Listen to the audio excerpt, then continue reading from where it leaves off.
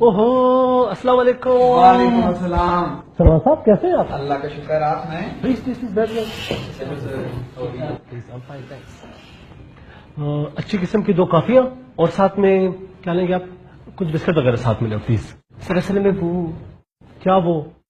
क्या वो कहना क्या चाहते हैं आप? सर रमजान है और मेरी जान भी बनी हुई है, मैं बीमार हूँ। सर, रोजा है ना आज। और मुझे पता है रोजा, मुझे चोट लगी हुई है। चोट? सर कहाँ? सलमान साहब चोट लगी है? हाँ चोट लगी है यार। और कुछ खुदा का खौफ करें, ऐसे खुद साख्ता बहानों से रमजान के अजर को जाया मत करें।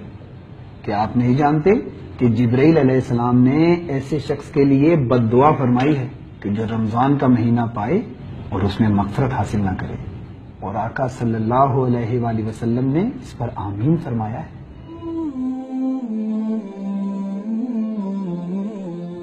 ए ईमान वालो, तुम पर रोजे फर्ज किए गए जिस तरह तुमसे पहले लोगों पर फर्ज किए गए थे, ताकि तुम परहेजगार बनो।